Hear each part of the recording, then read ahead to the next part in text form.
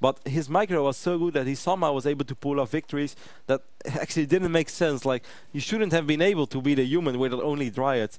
Humans were actually quite easily to deal with. Same goes for Orc, you know, you should be able to deal with it with Raiders and Catapults, but SaSe, his timing and his micro was always so good that it always looked like his opponents were making mistakes, but it was just because SaSe was actually playing that well.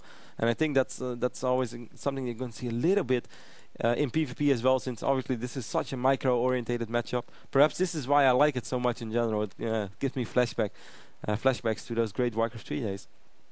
Anyways, back to the order of today. We see Welmu going for a very, very early scout, and I say scout between brackets because I smell cheese, and I guess, oh, Welmu, that's the wrong base, bro. He's gonna build a pylon over here. Perhaps he's just gonna build the gateways then over here. The pylon radius is actually really small. I wonder if he's actually gonna be able to produce 2 gates over here. But yeah, he got unlucky. That's the wrong base. I guess there is a backup plan in this. Okay, I guess there's not a backup plan. I think he actually thinks that this cross map only. He must think that this is the MLG version, but it's the ESL version, and he can actually spawn at horizontal positions. Welmu is not aware of this, and oh, this is the type of moment when you think, when cheese fails.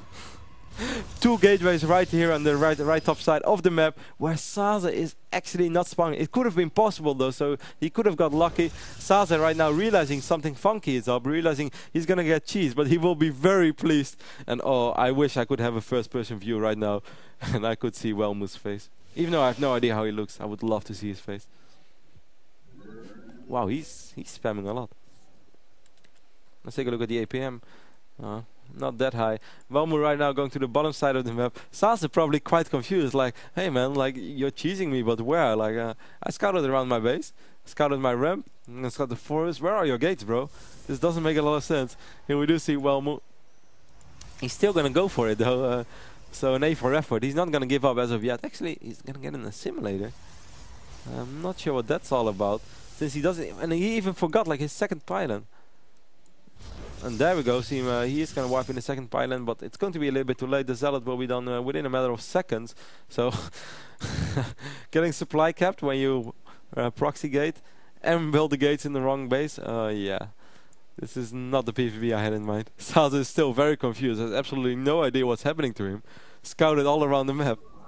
SaSe is probably right now like, wow, this guy, like, he's playing so better, it's really good, because I have no idea what he's doing.